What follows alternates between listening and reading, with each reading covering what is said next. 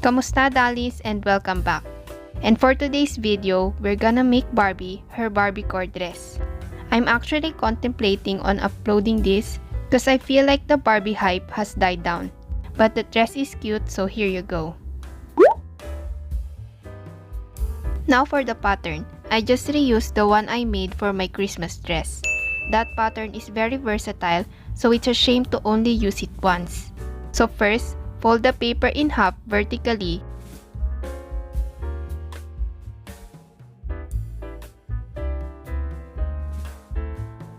Then fold the corner up to form a triangle. Cut. And fold it again vertically.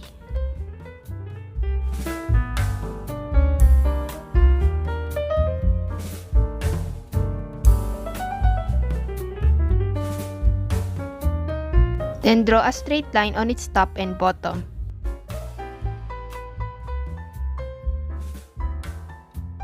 Cut those out and unfold the paper to reveal the skirt.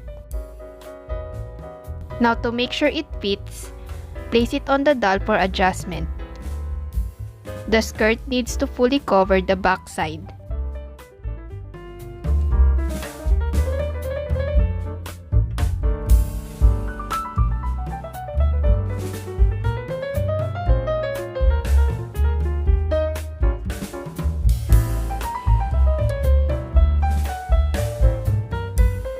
Clean the rough edges of the bottom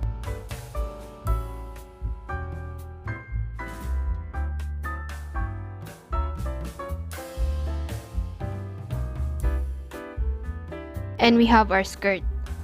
Next, take the leftover fabric from before and cut up a top with a measurement of 4.75 by 1.5 inches.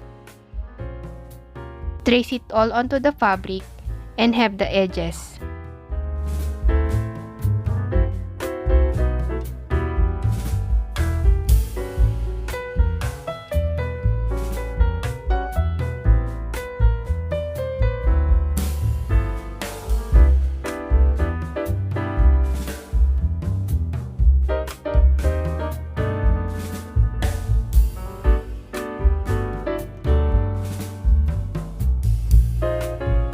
Pin the wrong side of the top to the doll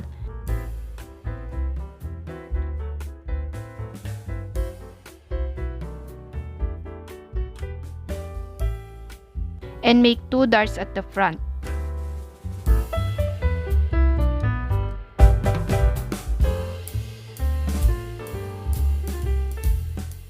Sew the darts close. Next, take the skirt and snip the curved edges.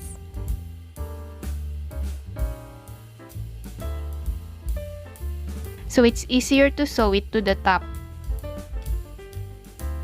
Now for the mini ribbons, I actually tried using some of my go-to materials, but it ended up looking too bulky on the dress. So instead, I used this crochet thread. Make as many tiny bows you can make.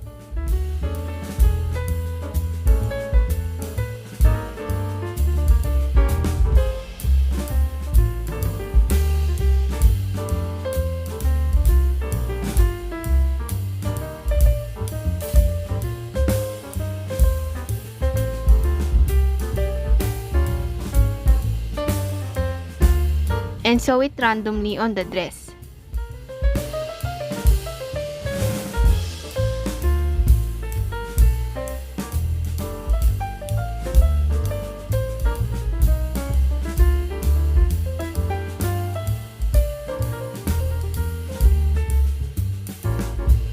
Lastly, add the Velcro at the back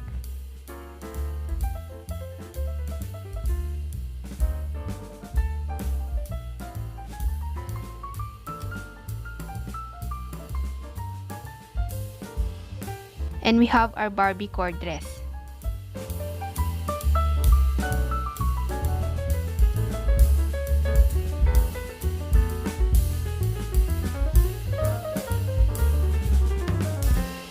For the next dress, we are gonna change up the skirt.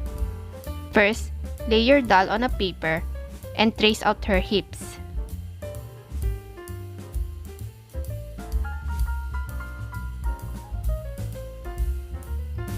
Draw a bit of allowance on it and extend the bottom outward to make an A-line skirt. Cut 2 pieces, then fold the other in half.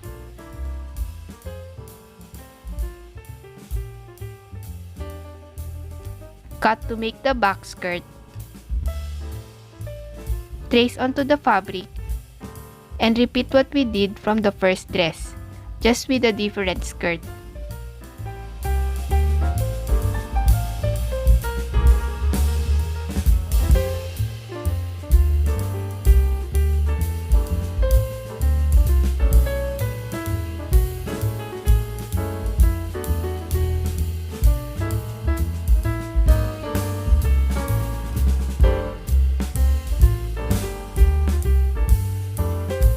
Stitch Velcro at the back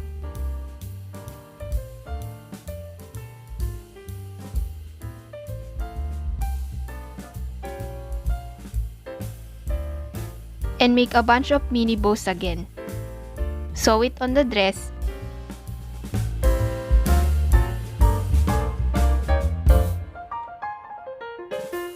stitch the bottom skirt close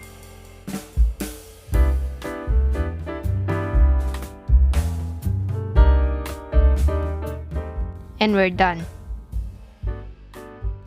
Now, which one's your fave? Personally, I love both of them. The pink bow really screams Barbie, but do let me know down in the comments. And don't forget to give this a like and share it to your friends. Until next time, paalam!